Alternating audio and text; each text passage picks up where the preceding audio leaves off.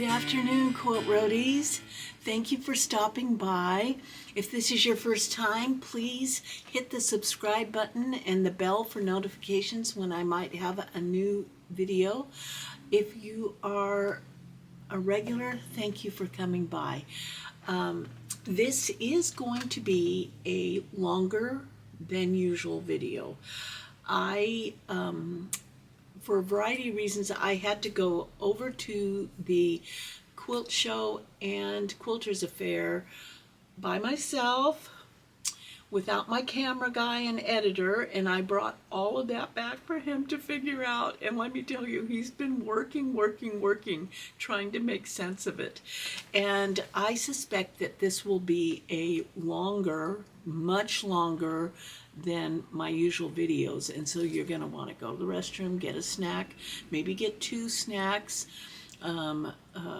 maybe a couple drinks, be ready.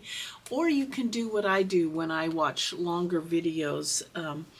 I just pause and go about and do my thing and come back. I watch them in bites. So how did we do this week? We are exhausted, but it's that kind of exhaustion that is just filled with beautiful memories and wonderful people. And to give you a little background, if you are new, I raised my children on the other side of the mountain. Oregon is all about what side of the mountain you live in or what side of the river you live on. And so the quilt show, the Sisters Outdoor Quilt Show, and the Quilters Affair, which is the week's worth of classes that are held by instructors from all over the world, is the week before the quilt show. And that happens in the little town of Sisters, Oregon, in Deschutes County. So I drove over the mountain and through the woods to Bend, Oregon is where I started. And on my way over the mountain, because I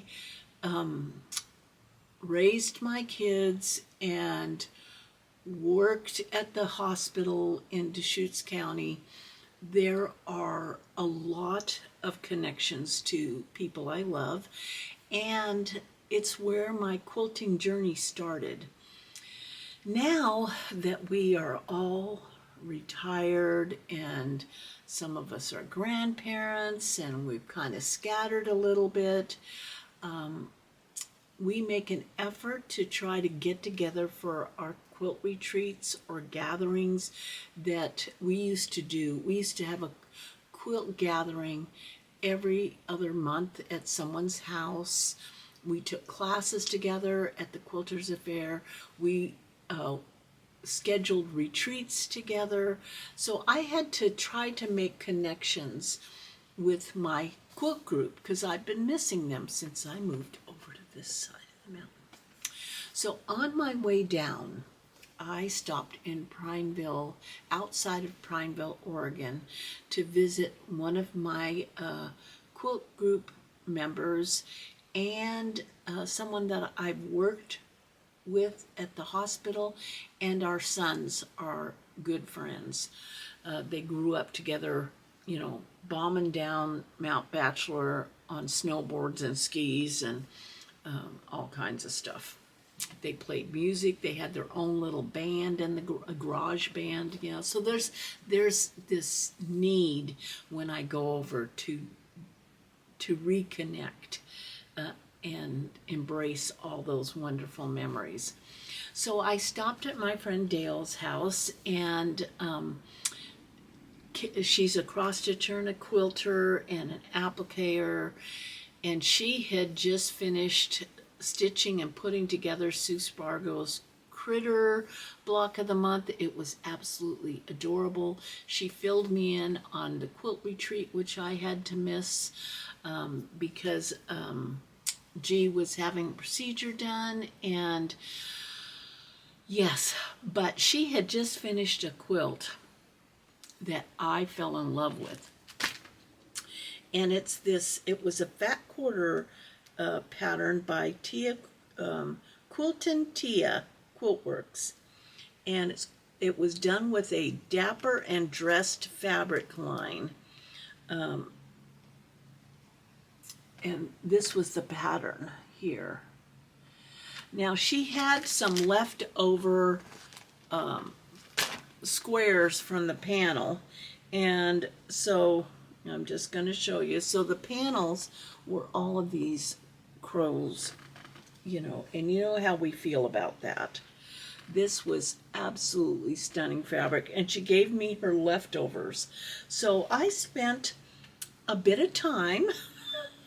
This is an older fabric line, so I spent a bit of time hunting down some complementary fabrics that was out of that fabric line, to try to see if I could recreate not that exact quilt, but something. And it was fun catching up on all that she had been stitching, and she put together a quilt for me that I had, you know, this hidden stars. So I had that one. She does that for some of us well, she does that for everybody in the group. If you have a quilt that you just want to, you know, you have so much to get done, and she'll just either finish it, not quilt it all the way, but finish the top or quilt it. She's like the best friend. And so she had put that one together because I was having a bit of a challenge with it. I love it. I absolutely love the fabric. So from her house, I went directly to the Quilt Basket in Bend, Oregon. And the original BJ's Quilt Basket is where I learned to quilt with my friend Val, who was part of the stitching group. And I took 2 quilts, the sailboat quilt that I'd been working on, that I was hand stitching the hexes down to be the wind. Well, I took that quilt over to the Quilt Basket because the most amazing quilter she picks up out of that shop, Sandy Lakowski. And I just wanted to, I knew I was going to be in Bend again later this summer, and so I wanted to drop the quilts off to her to quilt. I do some of my quilting. I used to do a lot of it, but when I want something extraordinary, I will send it to Sandy, because that's a whole nother art form, and she does a fantastic job. And so I went to the Quilt Basket, and while there, you know, you can't, I'm just trying to find where everything is. Let's see here. Oh, here it is. So in the Quilt Basket, they had the entire Tilda fabric line. I'm telling you, it was so pretty. And all I could see was hexes and all kinds of beautiful things. And so I bought 2 packs of fat quarter bundles. Let's see if I can get them where you can see them. So these are the Tilda fabrics, and they had the buttons that went with the different fabric lines. So, you know, who knows? I might need that. And because I fell in love with this in my cross-stitch life, I said I needed a second one for my quilting. So I bought that. So I hit Central Oregon shopping, and the week hadn't even started. Yeah. There was going to be lots of fun things going on. Let's see, Monday evening of Quilters Affair runs Monday through Friday, quilt show on Saturday, and save it for Sunday on Sunday. So Monday evening was the teacher's dinner at Gene Wells's house, which used to be just a couple blocks from where I lived in Sisters.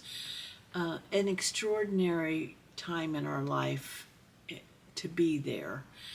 And it was wonderful to be back also. But all the teachers, we had dinner. Dinner was set up because it was a little bit of breezy. They set up the table and tents in the front yard of her house. And we got to introduce ourselves because not every quilt teacher has ever crossed paths with everybody else. There's kind of a core group that are there every year, but then there's like a mix that comes in. And it was wonderful meeting these teachers. And what's interesting is that I was surprised at the ones that were from Portland, which is just a hop, skip, and a jump. In fact, my roommate, which wasn't my roommate because that was kind of an interesting little setup, turns out we almost shop at the same grocery store here. I just thought that was really funny.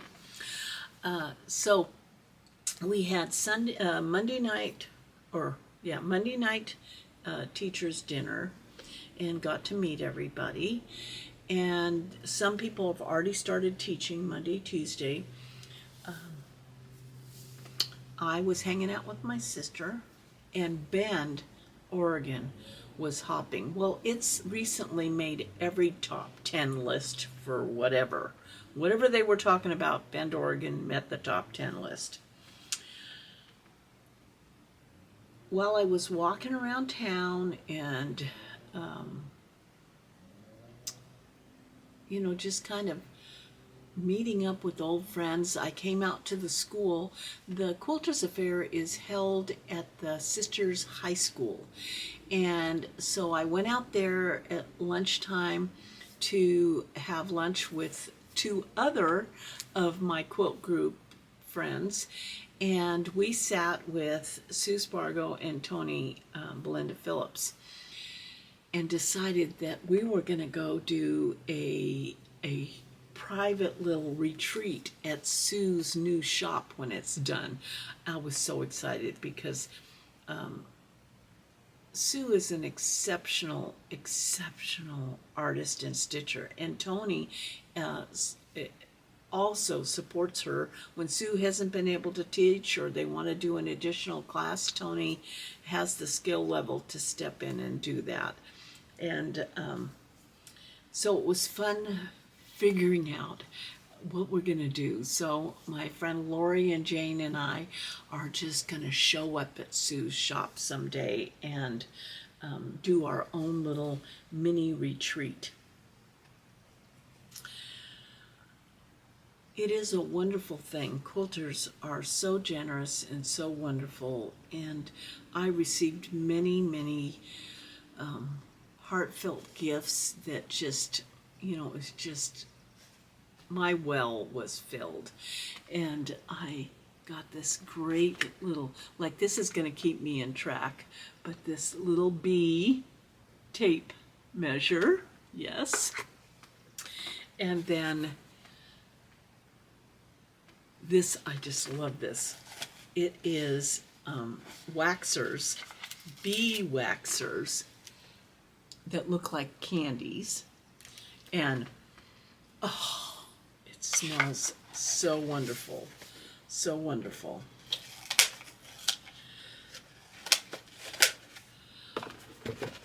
As I was running into people, I know I'm not doing this in any, I want to do it in a specific order, but I can't seem to get my thoughts running correctly. But Chris Yo, she has an Etsy shop and is a dear friend, from Ohio, decoupaged this box, this sailboat box. I just think it's lovely. And it filled it with trinkets. Filled it with trinkets. It not only had absolutely adorable fabric, sailing fabric. I'm going to make pillows for next door. It had all, just like little treasures. So there was like this little bottle of seashells and beads that I could use. There were seashells in here. An old key. An old key. She decoupaged and made these little hanging thing. I'm going to use that as like bling, like on a project bag. The box was just filled with adorable, adorable things. So Chris brought that all the way from Ohio, which was fabulous.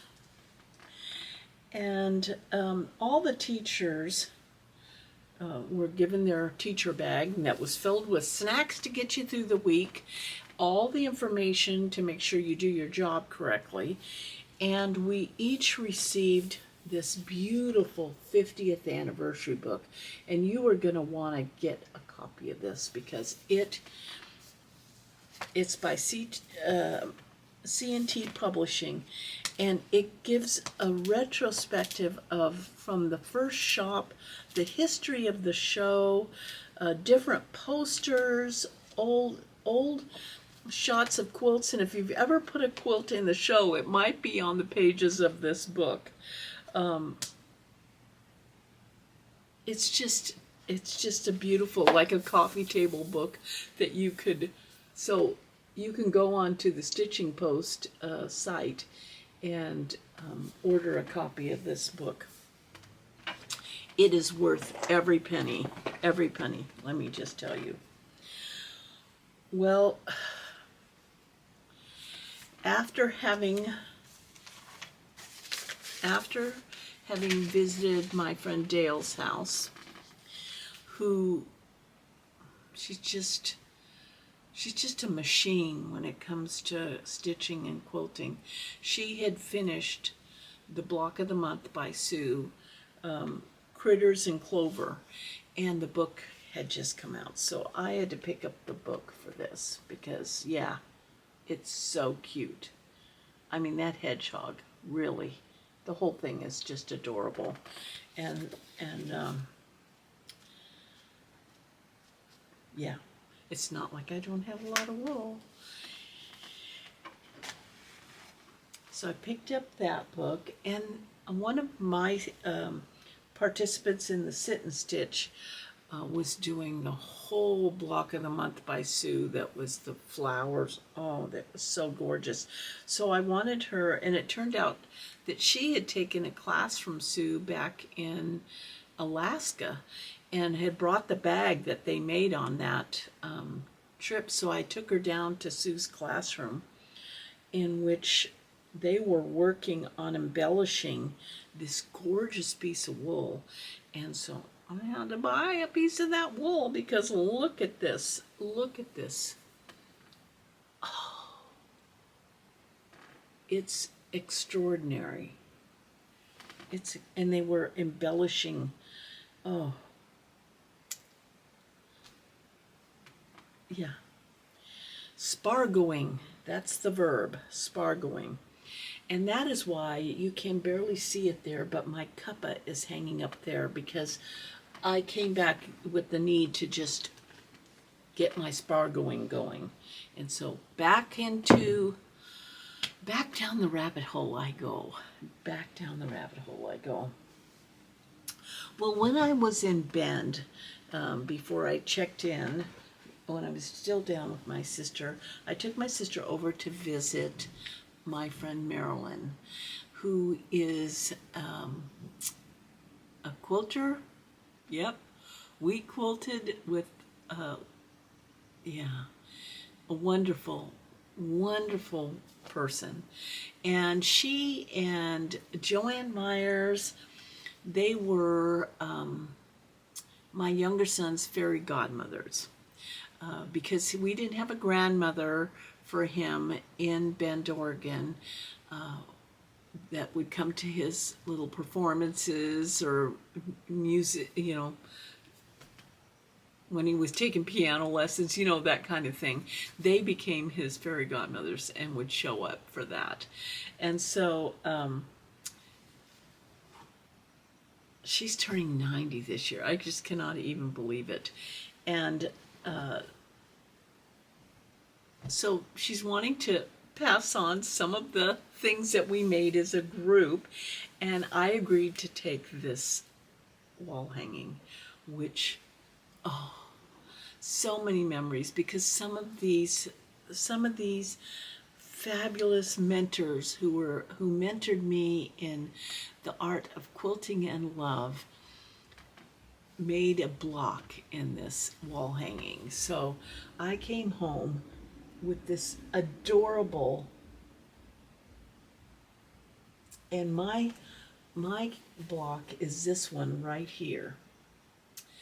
And on the label on the back, it says Tea with Friends, blocks made by members of the Material Girls for Marilyn Will in 1998.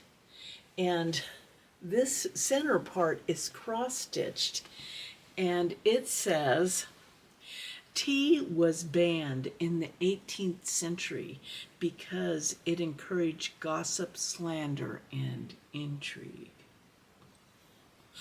That was, and so we each made a teacup block and then wrote our name.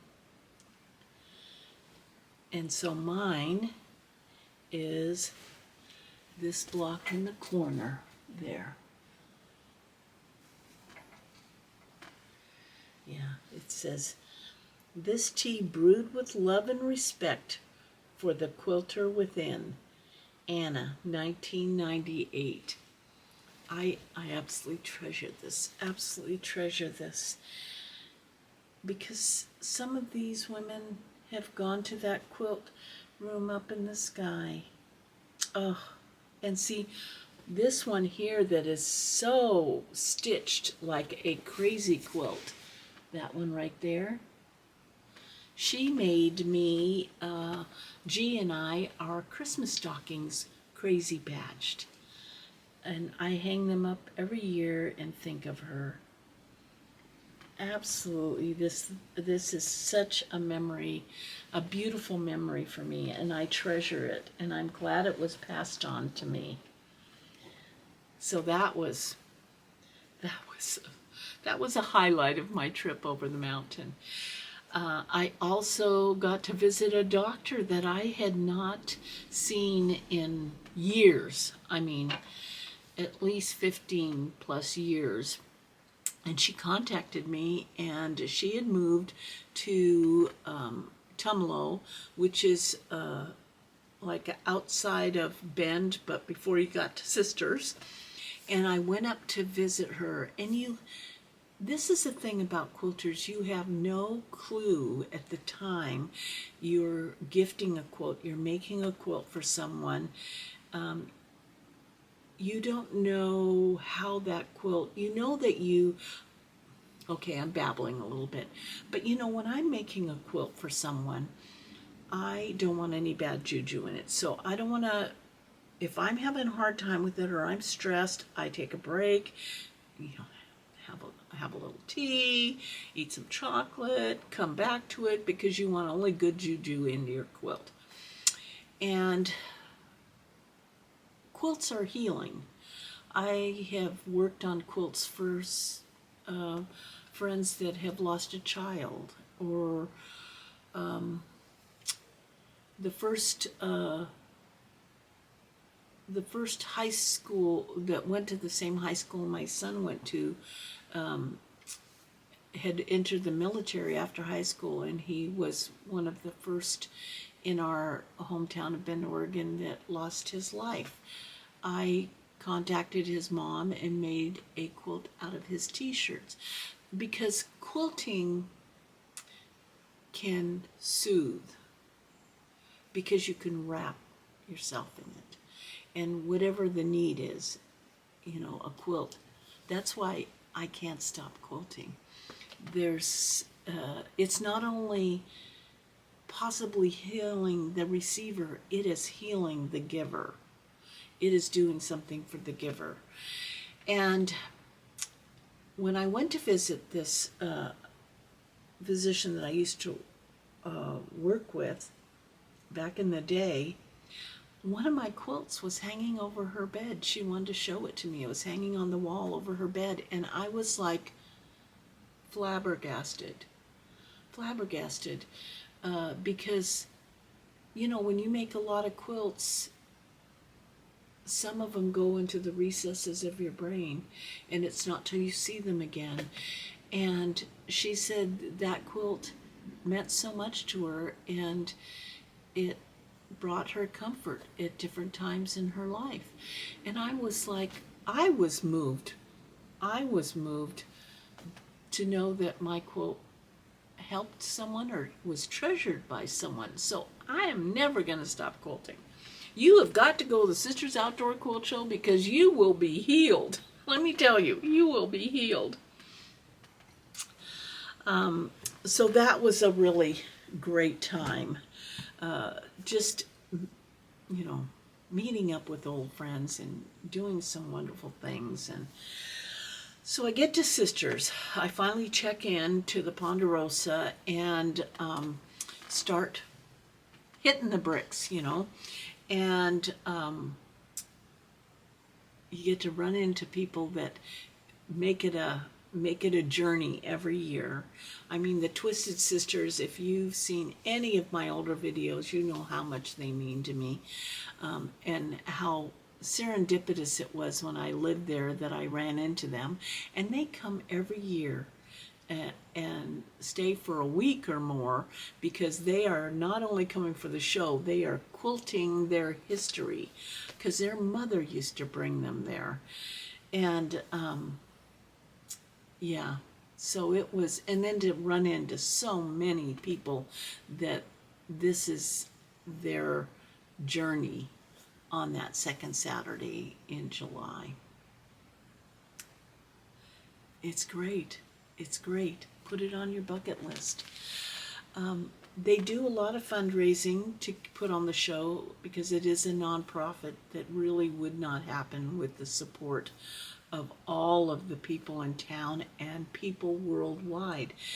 And I showed you in the last video the postcards that I have purchased in the past, and I went through and I fundraising postcards.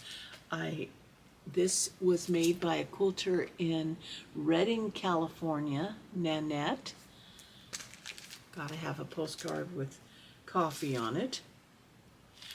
This one was made by a quilter in Michigan, and this particular quilter, Barb, she sends in like dozens and dozens of cards. She makes them all year long.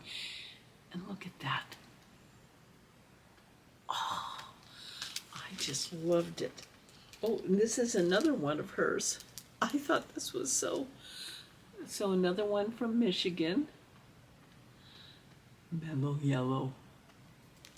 And I like to get the cards because I send them on to people, you know. Oh, I did not realize that this card was made by one of the Twisted Sisters. Mary. I got your postcard. Look at that. I just love that. Only you. Yeah. And let me tell you, in the past there have been forest fires and smoke in town. That's what it was absolutely perfect. I don't care. The weather, it was 90 plus degrees, did not matter. It was clear blue sky, and we were cheering for that. Cheering for that.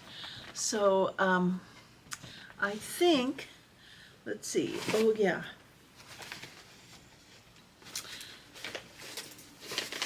Val had done some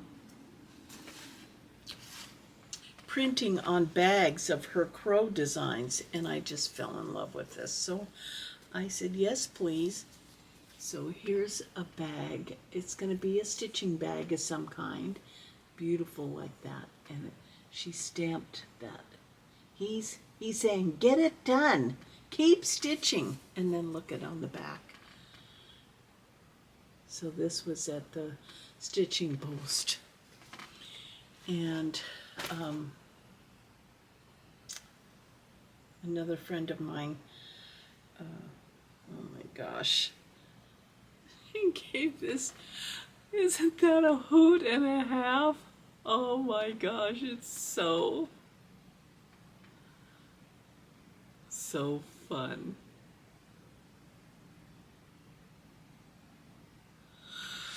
Yeah, it was wonderful. It was a wonderful time because you not only met old friends, you met friends that you maybe had only communicated online with, or you'd Zoomed with, or you never had met before, but you got to be friends right there on the spot as you were looking at quilts because you were both admiring the same quilt. And they have special exhibits out there with the quilt show. So I'm going to stop talking because this is going to be a very long video. And G has been working away, and I so appreciate, I mean, I really did. I called him at 5:30 in the morning on quilt show day and asking him, so how do I get the camera to do this or that? Because yeah, I am not going there again without him. He has got to go. It was so stressful to be the one totally responsible for trying to bring to you this wonderful show. So hopefully he has put it all together and just created a fabulous slideshow for you. And I am back into my spargoing. I'm going to be working on Cuppa until I get it done. Well, you all take care, and I hope you enjoy this snippet. Be sure that you go to the restroom and get a drink. And I love you guys.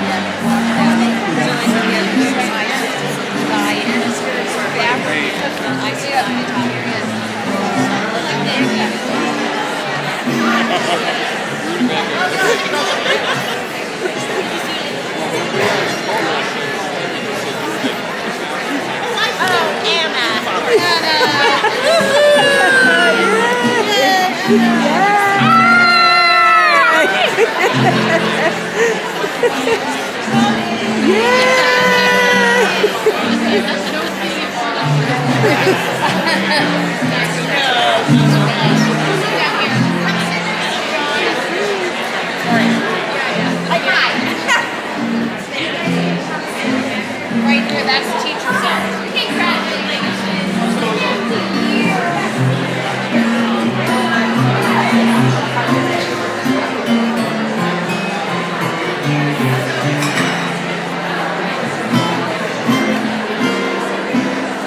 I'm so excited you're all here. And first and foremost, I want to thank our amazing teaching staff that are here sharing all their wisdom.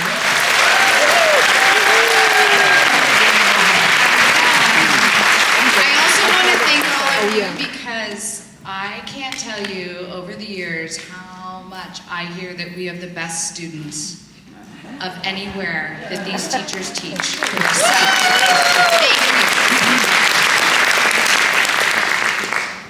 you. Okay, Mom. All right, so we have a really fun evening planned for you, and to start off this celebration and to tell our story is one of our really good friends, Colleen Blackwood, who has taught for us for years, and she's also a poet. So she has come to give us a wonderful introduction to this evening and the celebration over the next few days.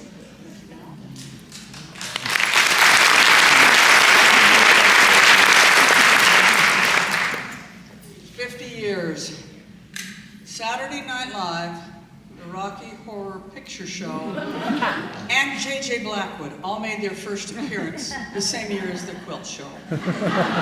What a journey it has been for all of us. You know, in the last year, as I worked on our book, as I worked on our book, I kept thinking, well, what does 50 years feel like? And, you know, I just couldn't wrap my head around it. I've been doing it for so long, it's just part of what I do. And then one day, Valerie said to me, well, Mom, I was 1.5 years and Jason was 5.5. And I thought, it's my children's lifetime. So it was really easy for me to then think about 50 years. And I certainly, 50 years ago, didn't say, oh, I think I'll start a quilt show and have 1,000 quilts in 50 years. Our garden teacher helped me paint the little patchwork on the front of the storefront. And that storefront happens to be where the Sisters Saloon bar is now in the big, tall, yellow building. And I had a 92-year-old grandmother that lived in Redmond, and she happened to come out to see what I did, and she was one of them that taught me to sew.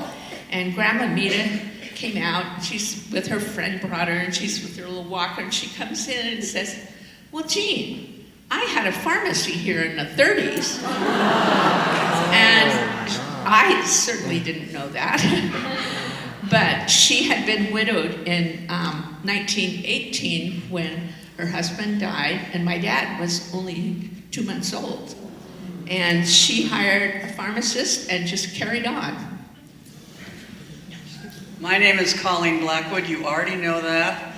I have probably been teaching machine quilting more than any piecing classes, and my answer to this question is potato.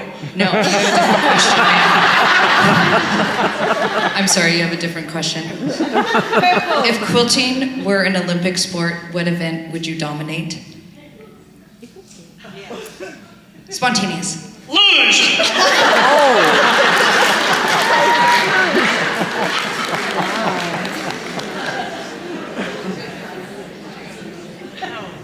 Oh, wow. Look at this. That's a hard one to follow. Okay, who are you, young lady? I am June Yeager. also known as Aunt June to me. I think I've been teaching here for 43 years. Probably since we Somewhere around introduced there. classes.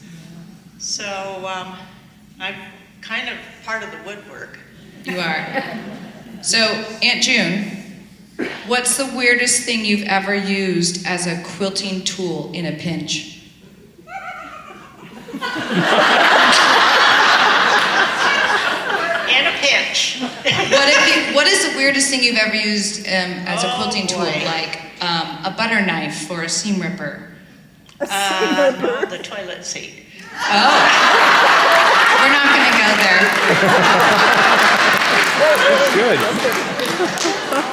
That is unusual.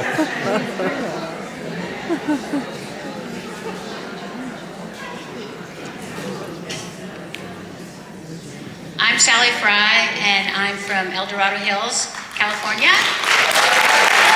And I've been teaching here for 27 years.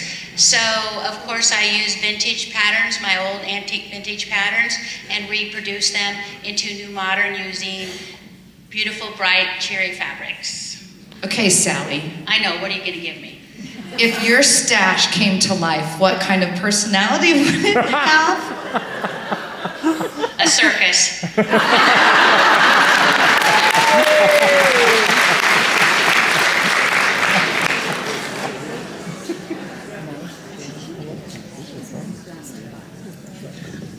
I'm Carla Alexander from Salem, Oregon.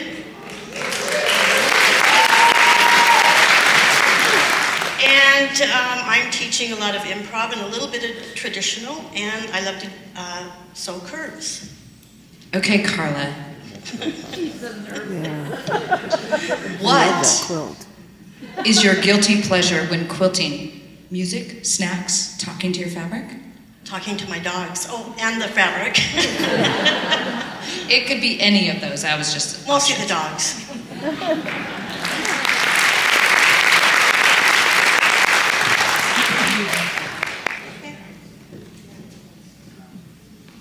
Hi everybody, I'm Tony Phillips, and I live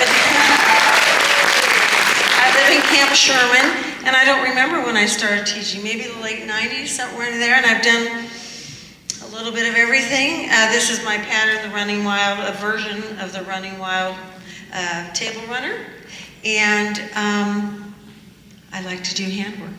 Okay, No Tony. secret. What's the weirdest thing you've ever accidentally sewn into a quilt? Well, I sew my fingers in all the time. Around the thing.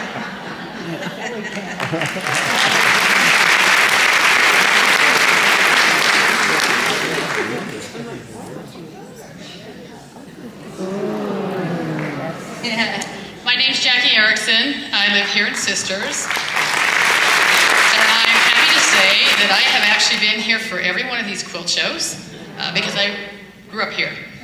This is what I taught this year. I do a lot of traditional quilting, and for the poster, we did fabric, and this is the pattern I wrote for it. Okay, so bear with me because I only have a certain number of questions, so you got to repeat when I pulled this out. What is your guilty pleasure when quilting? Oh, old movies. Because I don't have to pay attention to them, I only stop when the good parts come on. Udway, alke Udway. Ik at le igdre. Splendido. Excellent.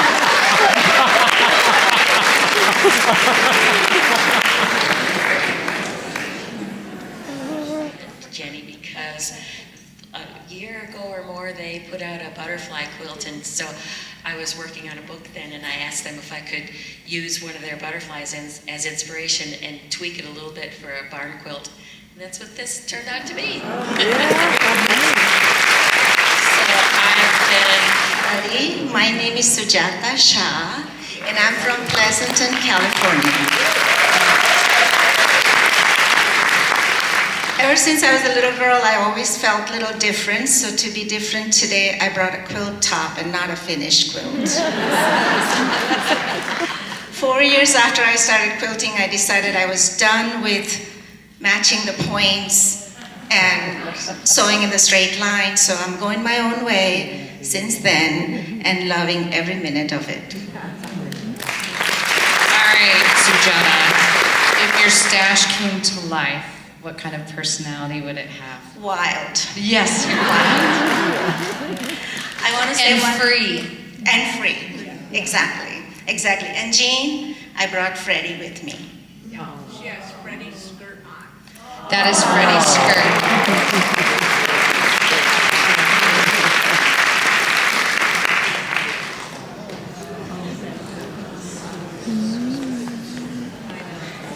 Well, hi, I'm Sue Spargo, and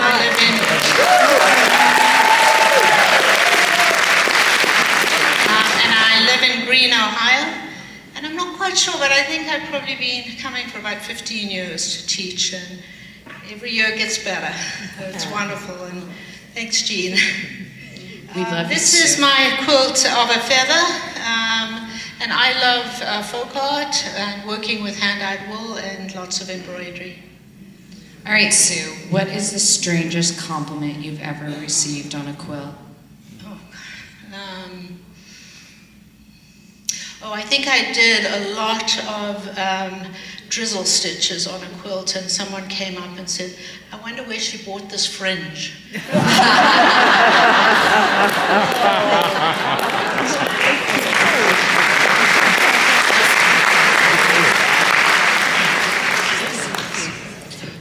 So we have a couple special guests.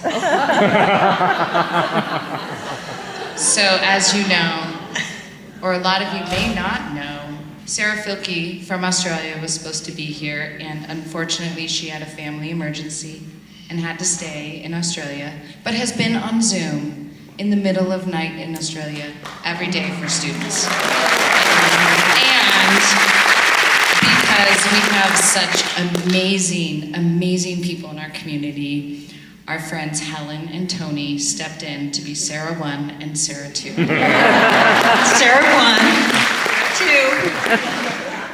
And I don't know what question to ask Sarah 1 and Sarah 2, so... So our answer is Vegemite.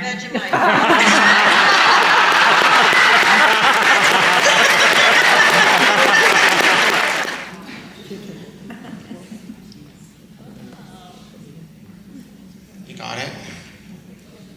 Here, Hey. Mom will come help. How are y'all? So I'm Matthew of Mixed Domestic. I live in Camas, Washington, right on the other side of the river from Portland. I'm honored that this is my first time teaching here. This has been a great event. This is fabric weaving, which is really fun. If you've never done it, then you should get on board. It's a great way to audition fabrics, and without this, I never would have started quilting because it allowed me the opportunity to use dozens of fabrics. And then if one of them is kind of gross, then I just yank it out and find a new one. And it gave me the confidence to quilt because that's a lot of time and energy. So you saying you never used a seam ripper? Yeah. I'm just kidding. It's amazing. Okay, what's the strangest compliment you've ever received on a quilt? Oh. I mean, people being like, what's that? That's not quilting. That's pretty much it. Perfect finish. Hello, sir. Hello. My name's Joe Cunningham. This is my second time here, I think. Well, quilters are fair, yes, but you've taught for our shop before. I taught for the shop before. This is a quilt of mine called the Bermuda Rectangle. I'm thinking of making a kit out of it. Okay, what is the weirdest thing you've ever accidentally sewn into a quilt? The weirdest thing is printer's rags. This is cleaning rags from a printer. So these are rags from old T-shirts, just as the printer gave them to me. Together in the summers here, Indigo and Shibori. So I started this 3 years ago. and have not finished it. I hand stitched it and dyed it. But what I do at Quilters Affair is I teach about the creative process. I'm a leadership coach and creative coach and a life coach and all the coaching you can call me, but I really help people get in touch with their creative spark. And I run retreats with Val in Bali and Morocco. Yes. Yes. So I don't have a quilty question for you then. Okay, good. Do you have a question for me? Okay. What's that? I don't have a question for you. What's your weirdest quilting tool you use in a pinch? That's what was drawn, Kelly. I'm sorry. Okay. I don't. She doesn't quilt. I'd like to put something dangerous or poisonous in with my beautiful flowers. Contrast makes things interesting. All right, Jane. What drink would you name after your quilting style? The Big Bernina.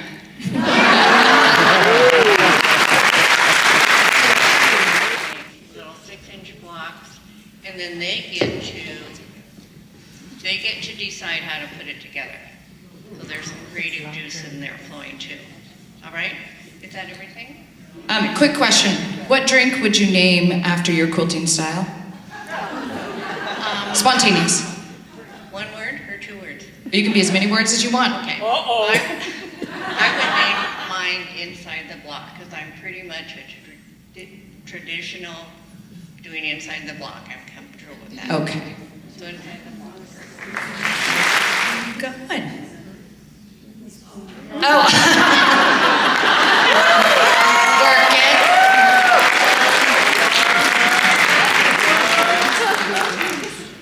Hi, my name is Lane Hunter. I'm from Portland, Oregon. And I'm teaching the long arm classes in the gym. We're doing a lot of free motion and stuff.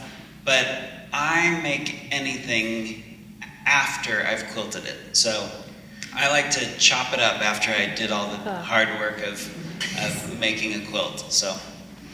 Okay, so if quilting were an Olympic sport, what event would you dominate? I don't know if this is an Olympic sport, but I love mixing prints and colors and getting things to mash up in weird ways. That's brilliant. I'm from Dallas, Texas, and thrilled to be here this week. And this quilt is machine applique, and my students today actually just absolutely tore it up. They just did a beautiful job, both technically and with their artistry, their beautiful colors. So very happy to be here. Oh, I love it. Okay, what is the strangest compliment you've ever received on a quilt? Oh my gosh, probably something like, that's interesting. Yeah.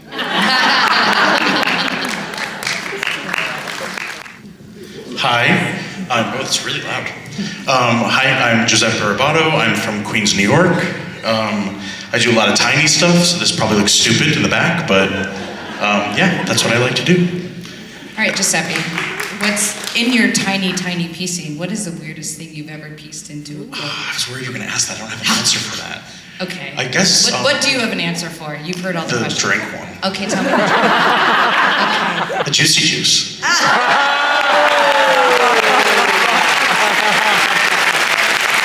Employee challenge, and then always hung the quilts on the end of the building. So this year, our challenge was log cabin. And we're just... For all the reasons we've already expressed.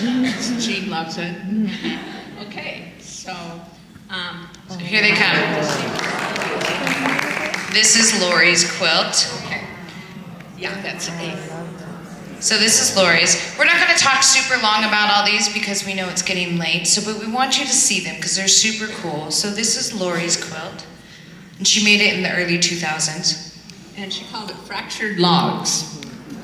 And the next one is from Valerie, and it was a Grace. This is the round robin that Mom and I did together. You're fine. You're fine. It's square. It's not like, it's square, Violet. I think it was pretty square. It is, I think it is square. Okay. Alrighty, and the next one comes from Holly, and it's a sampler log cabin arranged in diagonal. We haven't got them yet. Oh yeah, here it is. She couldn't decide what type of log cabin to do, and Holly is our bookkeeper. So imagine bookkeeper brain, quilting. So she decided to make That's a really sampler. cool.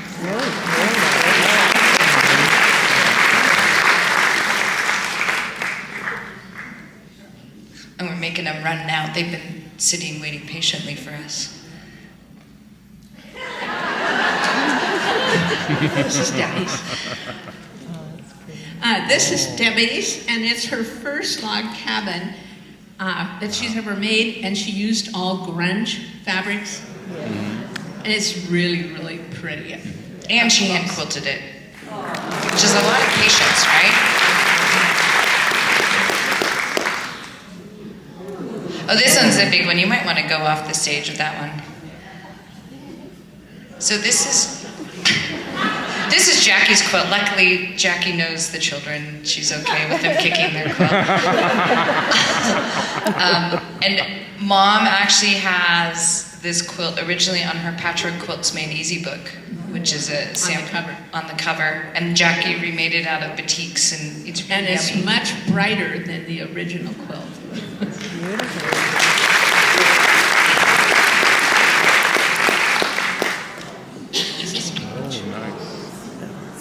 This is Paige's quilt.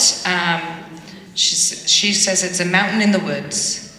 And Paige does a lot with our website. And if you ever email Stitchin at stitchinpost.com, you get to talk to Paige. Paige is the one who replies first.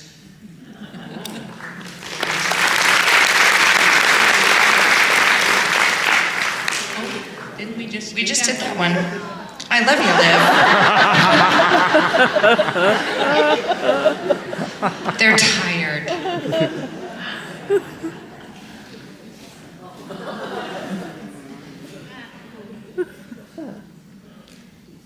Thanks for your patience. I might need to see the letter That's on it. the Just back. do that one. It's Oh, the this next is yours. one. I know, it's the next in line. Okay. This is the next in line. It's fine.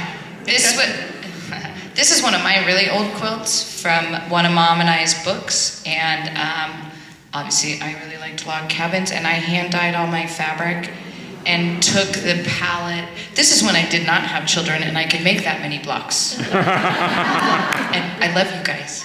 And I took the inspiration for the color palette from my brother's house when he lived in this cool, funky old house in southeast Portland.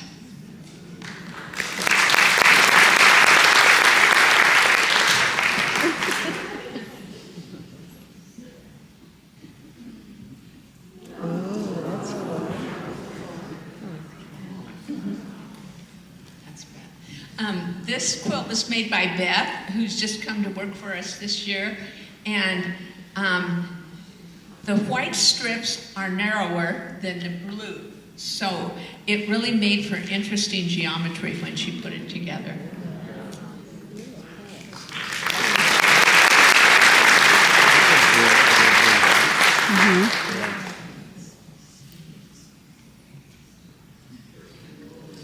This is another big one. This is Trisha. This is Trisha, who is my amazing assistant. And she took and made this quilt out of a bunch of vintage fabrics that we had. And it was her first log cabin too, I think.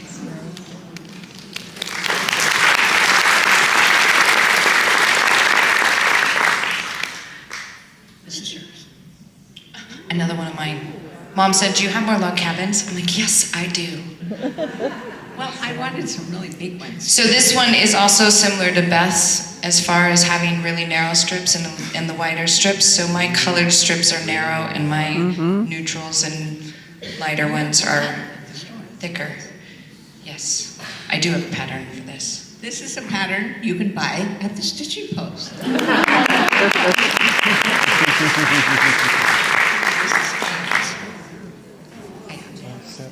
This was made by Anne, and it was inspired by a quilt that was in the Everything Flowers book. Through the Garden Gate book, Mom. Okay? You made it in Through the Garden Gate. Okay. Okay. And the one I made was really mostly greens and whites. I didn't put in the little bits of color, and I really liked how Anne just kind of perked it up with those bits of color.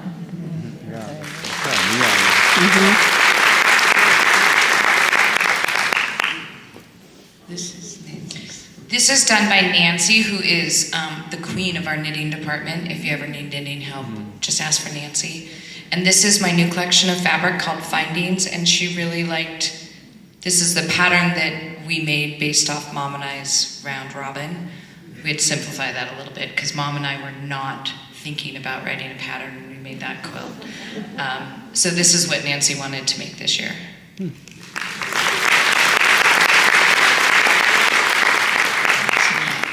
This was made by Annette, and this was like one of the first quilts she ever made, and she made it for her grandmother in 1996.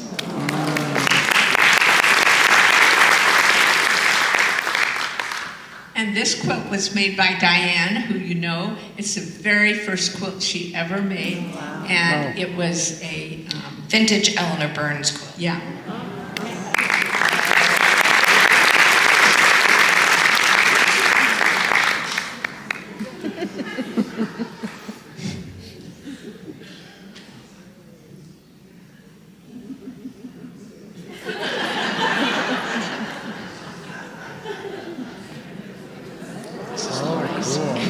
This is another one of Lori's quilts. This is her Stars and Stripes log cabin.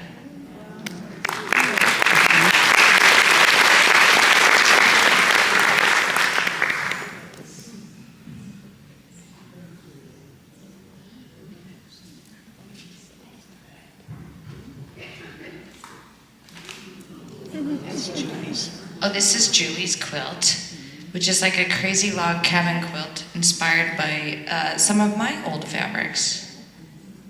Yeah, well, sometimes these, and we call it vintage Val collections.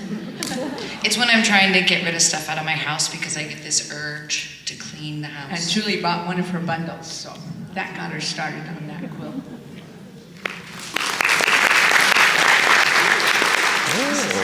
Oh, that's interesting. Oh, this is also done by Paige, and it's from 2007, and it's like a family tree quilt, so she has pictures of her family inside the log cabins.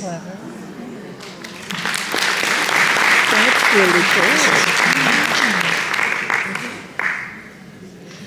This is Fern's quilt, and she said she started it about 20 years ago. And it has tulip fabric, and it's just the sweetest thing. And she said she does have Dutch heritage.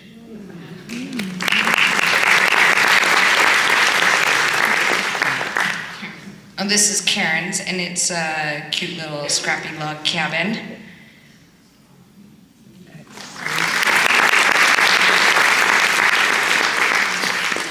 And this one is mine. And I like sometimes just working on stuff and not knowing what's going to happen with it. But I love making log cabins, and I had tons of black and white scraps.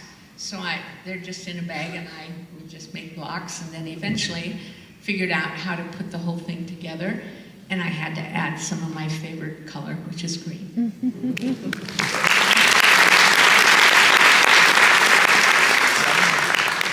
Well, we want to thank you all for being here this evening and hearing a part of the beginning of the Stitch and Post and the Quilters Affair and meeting all of our amazing teachers.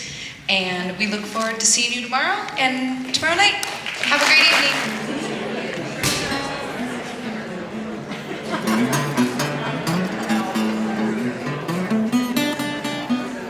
Idea that Jean had many years ago to hang some family quilts outside of her brand new quilt shop that also just celebrated its 50th anniversary.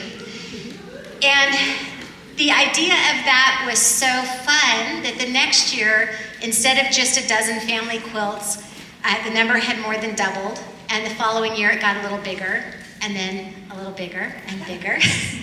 And it just grew exponentially, but it grew organically. It was never Jean's plan to say, 50 years from now, I want to be hanging 1,000 quilts around Sisters. And so much of that is thanks to so many of you who have been part of the Quilt Show. I'd love to see a show of hands. How many of you for this year is your very first year at Quilt Show?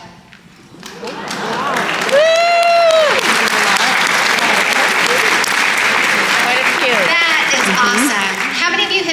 for, I would say, 10 years. Even if it's not all 10 years in a row, you've come at least 10 times. Excellent. How about those 25ers? Do we have anybody in the 20 to 25 range? Hey, boy. All right, we got to go a little deeper. How many of you have been around Quilt Show for 30 to 35 years? Yes. I see some hands going up there. How about 45 years? Anybody in that 45-year range? Amazing. And I know there are one or two of you that would say 49 years. And how about that 50 years? Valerie is proudly representing. What an amazing legacy and accomplishment, and what an amazing place that we are in right now to hit this milestone, but to know that we are not stopping here. But we'll talk about that part later. I do want to just thank all of you that are here, our friends at the show. If you're not familiar with what that is, and you notice there were some people with some special lanyards, friends of the show are our donors who step up to make this happen. So a special thank you to all of you who contribute to the Quilt Show. We also have our special guests here tonight, our teachers from Quilters Affair, who are probably exhausted. Raise your hand if you have taught this week at Quilters Affair.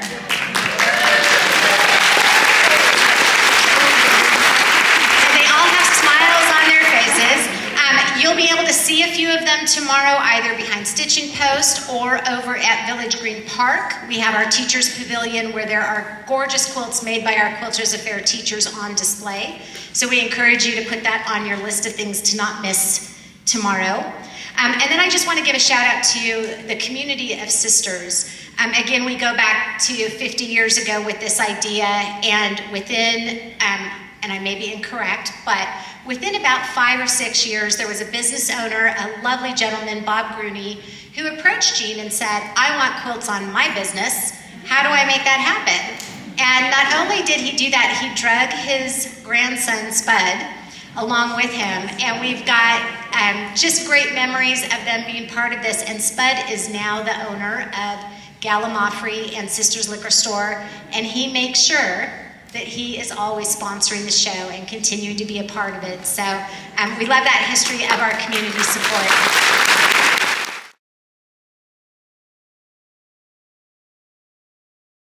Invented Simply Quilts. Did you know that? There's your trivia right there tonight. Val, thank you. Jean, thank you so much for asking me to do this. I'm a lucky gal. Now, you know, 50 years is the golden anniversary.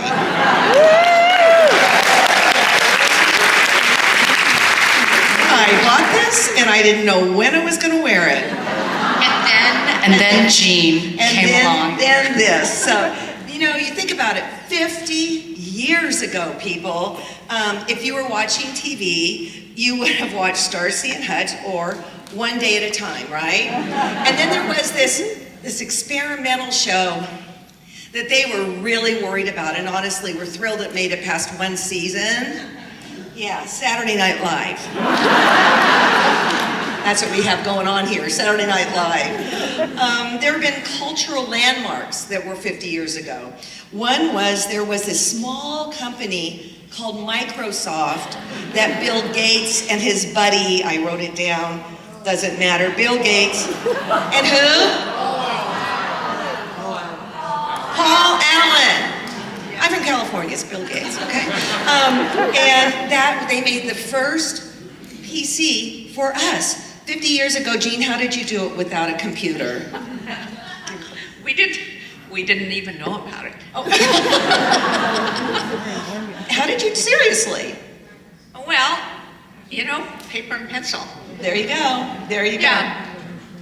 Okay, but even more important than Bill Gates and the first computer, there was mood rings. Here's another one. Pet rocks. Oh, yeah. We have lots of rocks. That's what I was wanting to say, Liz. Yeah, well, I've been picking up rocks since I was a little girl. And around my house, I have all these little special rocks in my garden. I have jars of them in the studio. So, Well, then you're the mother of pet rocks. I don't know about that. But the kids like to get rocks at the beach and use those Posca pens. Yeah, Posca pens. Yeah, and decorate them. I mean, it's great family It's a fun. good thing. It's a good thing. But here's the other thing: the cult classic Rocky Horror Picture Show, 50 years ago. But more than that, a show that terrified an entire generation of people, Jaws. And that's why everybody left both coastlines and came to Central Oregon. So, we have come with some questions, and I hope to not embarrass you, or maybe not, I don't care really. So Jean, 50 years ago, where were you, and what were you doing? Well, I was right here in Sisters by then, but we had moved here because my husband wanted to build houses at Black Butte Ranch. It was just being developed, and he did one for his father. And so we moved here, and I'd been teaching for 8 years in the Portland area at the Beaverton School District, and I knew bigger wasn't necessarily better when it comes to schools, and I had grown up in Redmond, and I didn't want to go back to Redmond. Sorry. Okay, how many people are here from Redmond? So anyway, I don't know. We used to drive through Sisters all the time when we went to our family cabin on the Metolius, and I always just loved Sisters.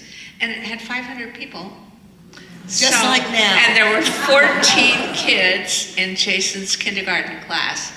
And having been a school teacher, it made sense to me that he would get some attention.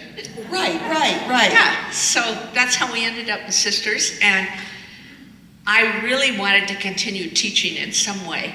And there weren't any home ec jobs. And so I went to the community college and I offered a class called Patchwork. And we got 25 people. It was the most people they'd ever gotten in Sisters for anything at a class. And so I thought, wow, I guess people want to do this. And so I just kept doing little classes. And there was no cotton fabric to be bought in Central Oregon. And I would go back to Portland my friend had a store called Daisy Kingdom. And so she would give me fabric and I would bring it over to Sisters and my students would buy it for classes. And finally she said, Jean, why don't you just open a store? I said, but I don't know how to do change. I had always had jobs like camp counselor and I was a waitress one summer and a lifeguard, but those are the kind of jobs I did, so I didn't ever work in retail. So here's the deal. What I learned was that when you opened the store, the young woman next to you was learning to walk and talk. Well, she was a year and a half.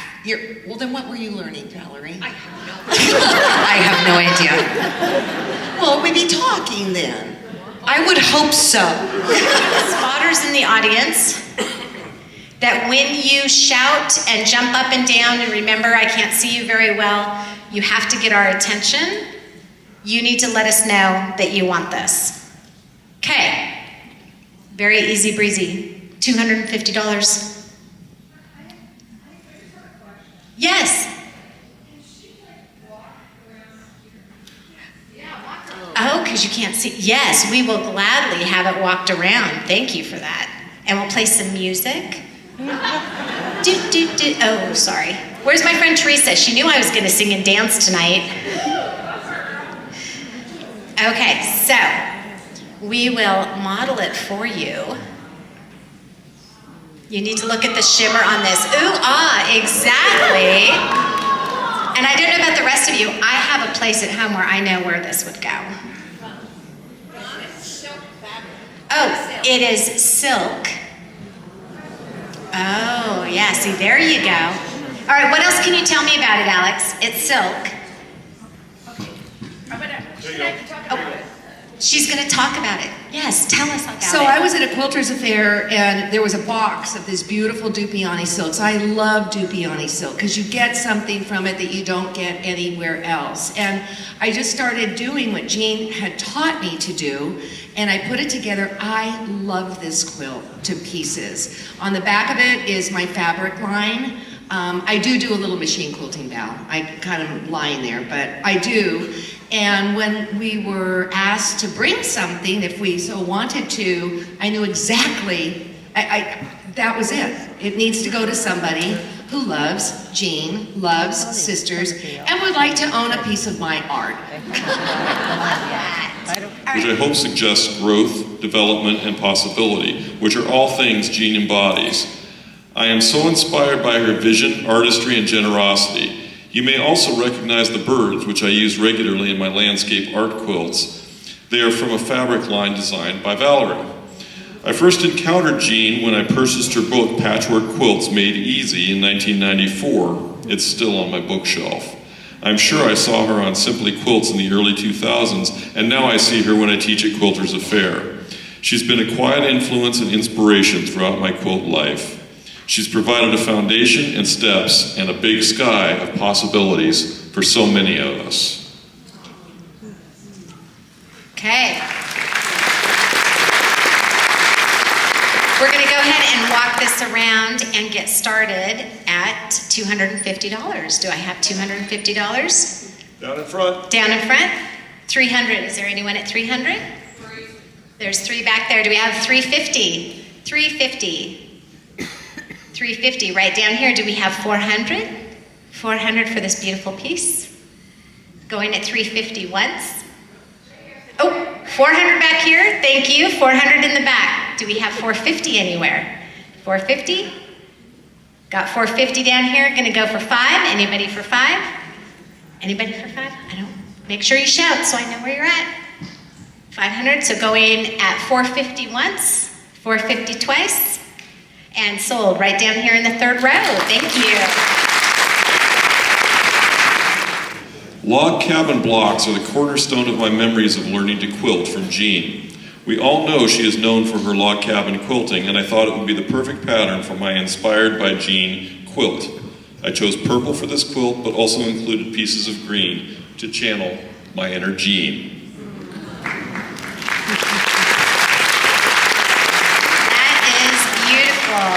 All right, let's see. Oh, 400 right back here. We've already got an opening bid of 400. Do we have 450 anywhere? 450? 450, 400 going once. Oh, 450 back there. There we go. We got 450 in the back. We got 500. Anybody at 500? Got 500? All right, we're going to go 450 once. 500 right back here. We got a little battle going on. We got 500 over here. Do we see 550? Do I see 550 back over there? 550 back over there. Do we go to 6? Where's my girl in pink? Do you want to go to 6? You good? Okay, so we got 600 back there. 600 once. 550. You guys, we're making it happen. 550 back to Teresa. We got 550. Do I hear 600? 550 once. 550 twice. 600 right over here. We got 600. Do I see 650? Do I see 650 back over here? We got 600. We got 650. 650. Do I hear 700 from anyone? 700. Do we hear 700? Going at 650 once. 650 twice. Sold to Teresa.